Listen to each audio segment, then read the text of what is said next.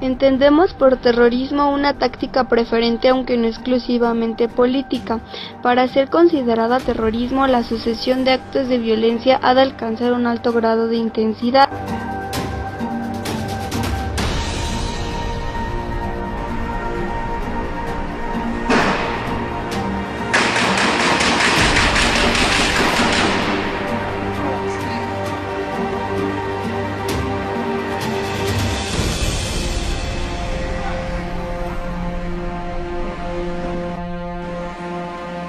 Terrorismo es la nominación por medio del terror. Busca un control a partir de actos violentos con un fin de impunidad.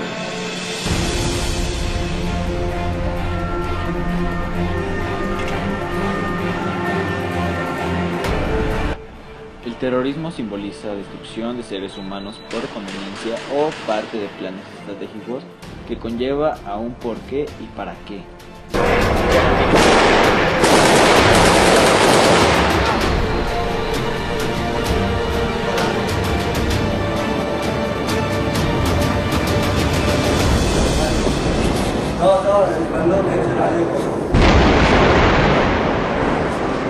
الله أكبر الله أكبر الله أكبر طيران حربي من حلب 20/19/2012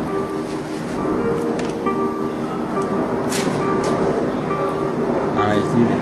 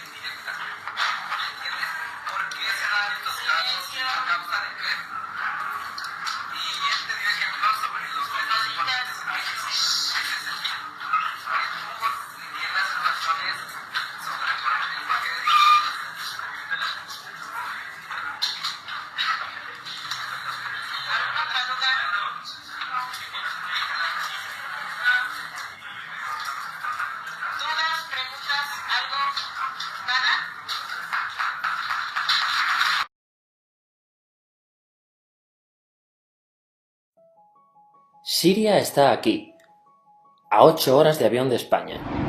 Es la mitad de grande y su población se concentra aquí. ¿Por qué? Porque toda esta zona es un enorme desierto, pero un desierto muy importante. Tiene 1/3 de las reservas de petróleo del mundo y también de gas natural, según algunos el nuevo petróleo. Para sacarlo de aquí y llevarlo a Europa, hay que rodear toda esta península y salir por el canal de Suez. Como te puedes imaginar, aquí te cobran. Pero hay otra manera más fácil, la línea recta. El que controle estas tuberías las puede abrir y cerrar, como un grifo. Si no pagas, no hay petróleo, ni gas. Esta región es la polla. La civilización en el planeta empieza en 3 sitios y este es uno de ellos. Mesopotamia, aquí. Sumer, que te sonará menos, pero es el puto inicio de todo. Aquí también. ¿Recuerdas la Torre de Babel de la Biblia? La hicieron estos tíos. Egipto, aquí. Siempre ha sido un punto de contacto entre Oriente y Occidente, dando a Asia salida al Mediterráneo. Quizá por eso aquí nacen las principales religiones monoteístas, el judaísmo, el cristianismo y el islam. El islam es el último que llega y de hecho acoge a las 2 anteriores. Adán, Noé, Moisés, Jesucristo son considerados profetas islámicos. Bueno, al grano. Como la zona es la hostia, todos han querido controlarla y siempre ha estado dentro de algún imperio. Persas, griegos, los romanos. El imperio romano termina partiéndose en 2, y finalmente solo sobrevive esto. Ahora es cuando la última religión monoteísta, el Islam, construye su propio imperio. ¿Te acuerdas de las cruzadas?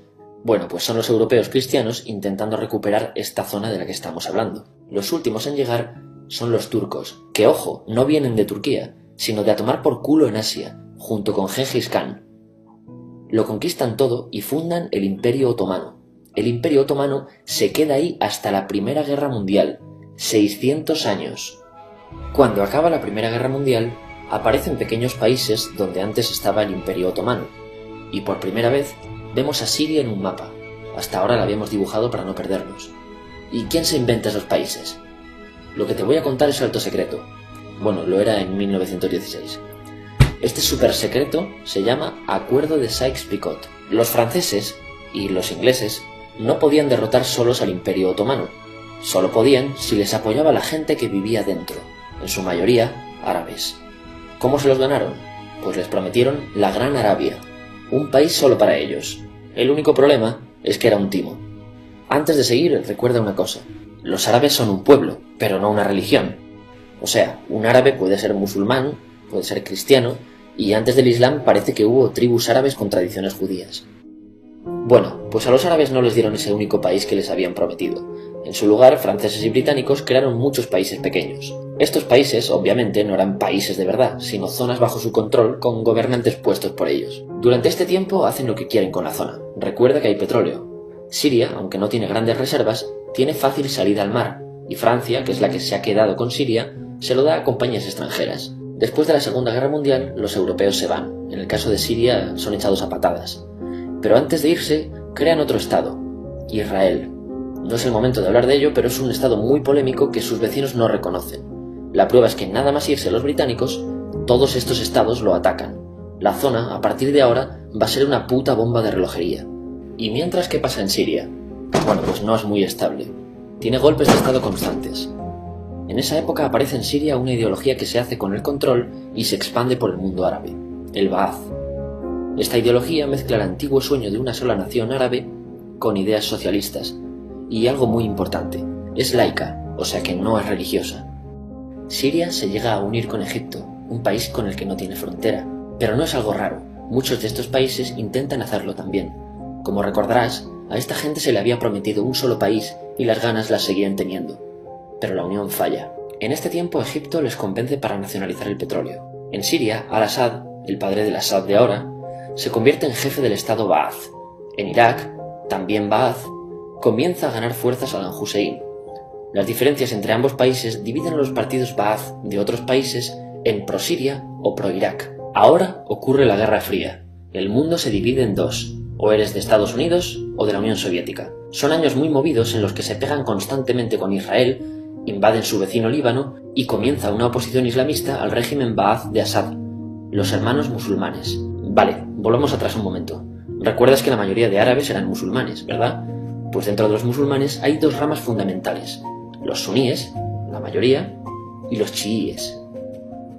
En el caso de Siria, a pesar de ser un estado laico, los gobernantes como Assad y jefes militares eran chiíes, los cuales representan menos del 13%. En cambio, casi el 70% de la población es suní. Un dato curioso es que los cristianos son casi el 10%. Que los chiíes controlen el gobierno y el ejército mosquea a la población suní, y este sentimiento es aprovechado por los hermanos musulmanes, islamistas radicales suníes. Estos toman las armas en la ciudad de Hama en contra del gobierno, y Assad acaba con la revuelta a costa de matar miles de civiles y encarcelar a mucha gente. En el año 2000, Assad padre muere y le sucede Assad hijo. Ante las presiones libera a muchos presos, trae internet y esperanzas de cambio. Hay un periodo de gran debate político y aparece la oposición. También vuelven los hermanos musulmanes. Los siguientes años son difíciles. Arrestan a la oposición. Y Bush incluye Siria en el eje del mal. Y esto la aísla.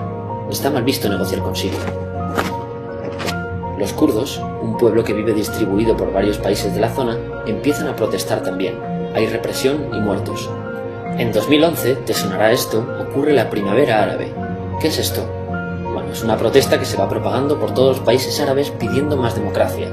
Como ves, el mundo árabe, a pesar de estar dividido en países, tiene tendencias generales. Cuando llega a Siria, Assad hijo termina usando el ejército y en los enfrentamientos mueren unas 1000 personas.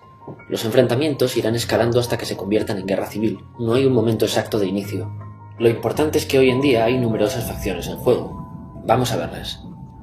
Pero primero piensa en que todo está dividido entre chiíes, la minoría, y suníes, la mayoría. Chiíes y además laicos, o sea no religiosos, son el gobierno de Al-Assad. Controla todo esto, que si recuerdas son básicamente las zonas chiíes del país.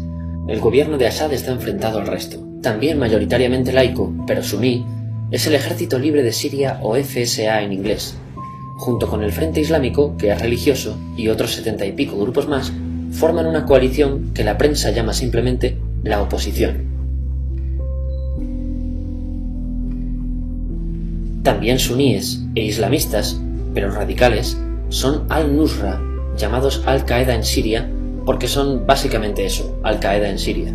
Otros islamistas radicales son el ISIS o Estado Islámico.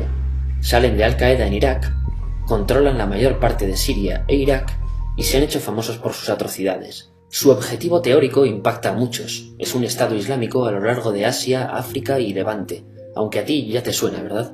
En naranja tenemos al pueblo kurdo, que recordarás porque el presidente Al-Assad lo reprimió, al igual que gobiernos de países próximos también hacen. Ahora controlan militarmente esta zona.